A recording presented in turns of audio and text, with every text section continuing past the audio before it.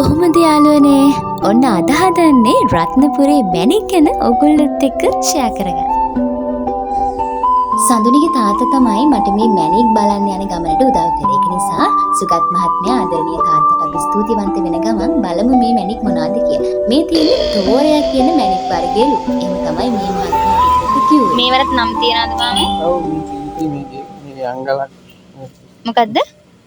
සීල්තියක් නේ. හහ. මේක නම් අංගලක්. මේක පුස්පරාග වයිට්.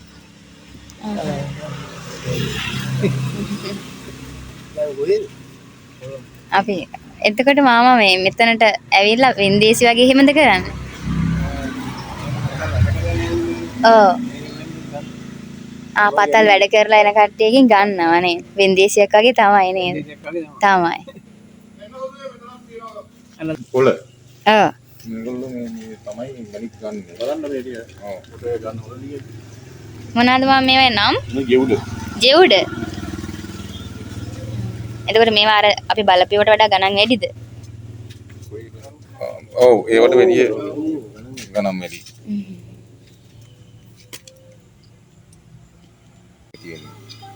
ඔයා ගුවේ මේවා ගන්න ඕනේ. පළදු එහෙම තියෙනවනම් උත්තන්න බෑ. මේවා පුතේ ඔක්කොම පුත්තල ලින්ක් කරන්න පුළුවන්. මේවා ඒ කියන්නේ මේකේ තියෙන දැන් මේ ගල්ලතේ තියෙනවා පළදු. ඒ කියන්නේ කෑල්ලෙන් කෑල්ල චූටි පළදු තියෙන්න පුළුවන්. ඒවා ගාලා අයින් කරලා මේවා හපවු මැෂින් එකකට දාලා අංශක ගානකට රත් කරලා මේවා පුච්චනවා.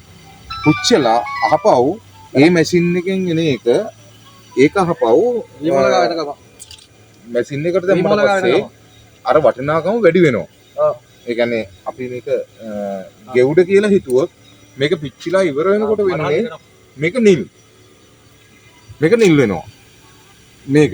එතකොට මේ තියෙන්නේ පුස්පරාග කියලා පොළවෙන් හම්බෙන ඒ කියන්නේ පොළවෙන් හම්බ වෙනම දේ මේක මේක මුදලාලි මහත්තයා මේක මොකවත්ම ඔහොම කපනවා මේක. මේක පුළුවන් ඒවා ක්ලීන් කරලා කපනවා. ඒකට තව විශේෂ මැෂින් එකට දාලා මේ පුච්චලා ඒ ටයිමින් වලට ඒක කරන්නේ නේද? ඔය කපලා ඔපදාලා තියෙන දියෝග. ඕක දැන් ඕනනම් ඕනි දෙයකට මේ මාලයකට මුද්දකට ඕනි දෙයකට පළඳින්නත් පුළුවන්. ඕකේ වැඩ ඉවර කරලා තියෙන්නේ. ඔකේ වැඩ ඉවරයි. ඔතනින් හා ඈ ලොක්කු දෙන්නෙක් ඇවිල්ලා කියලා. කොහෙද? කතා කරේ නෑ. මේකේ ඔන්න යාළුවනේ සඳුනිගේ තාත්තට ස්තුතිවන්ත වෙන්න මම වාසනාවන්ත වුණා මැණික් ගනුදෙනුවක් වෙනවා සියසින්ම දකින්න. ඉතින් මේ ඉන්නේ ප්‍රදේශයේ ඊටාම ධනවත් ව්‍යාපාරික මැණික් ව්‍යාපාරික මහත්මිය. ඉතින් මේ මහත්මිය ළඟට මැණික් කර්මාන්තයේ යෙදෙන දෙන්නෙක් ඇවිල්ලා මැණික් කැටයක් රුපියල් ලක්ෂ 25කට විකුණන්න තමයි මේ කතා කරන්නේ. හැබැයි මේ ව්‍යාපාරික මහත්මයා කිව්වේ මේ මැණික ලක්ෂ 3ක ආසන්න ප්‍රමාණයක් තමයි වටින්නේ කියලා. ඉතින් බලන්නකෝ අපි වගේ අයට මේ වගේ සිදුවීමක් හරි අහම්බෙන්නේ දකින්න ලැබෙන්නේ. ඉතින් ඔන්න මට පුළුවන් වුණා ඒ අවස්ථාවත් කැමරා කරගන්න. ඉතින් ඔයගොල්ලෝ බලනවා ඇති නේද? මේගොල්ලෝ මේ අමුතු කණ්ණාඩි දෙකක් වගේ එකක් දාගෙන සහ අමුතු ටෝච් එකක් අරගෙන මොනවද මේ මැණික් කැටේ බලන්නේ කියලා. ඉතින් මේ විවිධ ඒ කියන්නේ අපිට සියසින් බලන්න බැරි දේවල් මේගොල්ලන්ට බලන්න පුළුවන්ලු මේ කන්නඩි දෙක දාගත්තට පස්සේ. ඉතින් ඒ ගැන විස්තරයකුත් අපිට කියලා දුන්නා. මේ විදියට ඇත්තටම කියනවා නම් රත්නපුරේ අපිට බලන්න ගොඩාක් දේවල් තියෙනවා. සහ දැනගන්න ගොඩක් දේවල් තියෙනවා. ඓතිහාසිකම වශයෙන් සහ ආර්ථිකමය වශයෙන් ඒ වගේම තමයි සමාජීය වශයෙන් අපිට දැක ගන්න ඉගෙන ගන්න ගොඩක් දේවල් තියෙනවා. ඉතින් මට පුළුවන් වුණා මම ඉගෙන ගත්ත දේවල් මම දැකපු දේවල් ඔයගොල්ලොත් එක්ක මේ විදිහට ෂෙයා කරගන්න.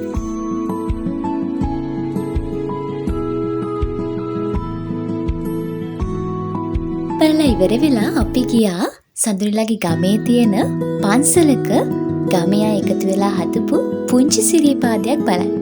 බලන්නකෝ එතන ඉඳන් මුළු රත්නපුර නගරයම හරිම ලස්සනට පේනවා.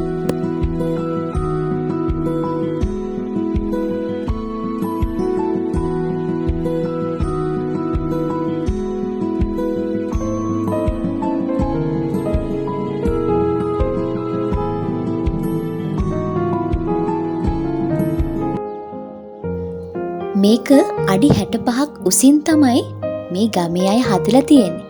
කොච්චර ලස්සනද කියනවා නම් මේ තැනට හරිම ලස්සන දර්ශනයක් තමයි පේන්නේ. ඔයගලන්ට පේනවනේ හවස 5ට විතර තමයි අපි මේ තැනට ආවේ. පුංචි සිරිපාදට නැග ගමන් මෙන්න හයියෙන් වහින්න පටන් ගත්තා. ඕගොල්ලෝ කලින් වීඩියෝ එකේ දකින්න නැති වැහි පොද අන්න ඒ නිසා තමයි. ඕගොල්ලන්ට පේනවද ඈතින් පුංචි ගංගාවක්. ඒ තමයි කළුගඟේ අතු ගංගාවක් වුණු වේගඟ. වේගඟ හරි ලස්සනට ගලන වීඩියෝ ක්ලිප් එකක් මම මේ vlog එක අන්තිමටම ඇඩ් කරන්නම්. ඒක තිබ්බෙනම් සඳුනිලගේ පිටිපස්සේ. ඉතින් ඒකත් බලන්න යන්න මම අමතක කරේ නෑ.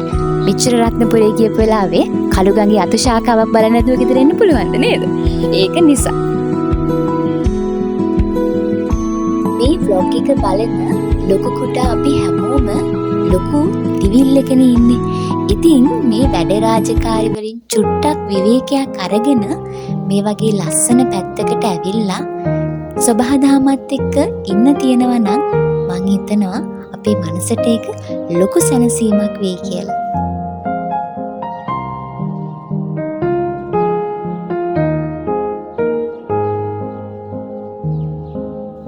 මේ තමයි මං අර කලින් කිව්ව වේගඟ. මේ වේගඟ යන්නේ සඳුනිලගේ ගේ පිටිපස්සේ. ඒක නිසා මං අමතක කරේ නෑ මේ වීඩියෝ ක්ලිප් එකත් ඕගොල්ලොත් එක්ක බෙදා ගන්න. බලන්නකෝ චුට්ටක් බොර පාට වෙලා තමයි මේ තියෙන්නේ නා. මොකද මේ දවස්වල හොඳටම වහිනවා. ඒක නිසා ඔන්න ඔය විදිහට තමයි මගේ ලස්සන සුන්දර රත්නපුර ගමන ඉවර වුණේ. එහෙනම් මේ වගේ ලස්සන vlog එකක් ආය අරගෙන එනකන් පරිස්සමින් ඉන්න. ගිහින් එන්න. लग जा गले के फिर ये हंसी रात हो न हो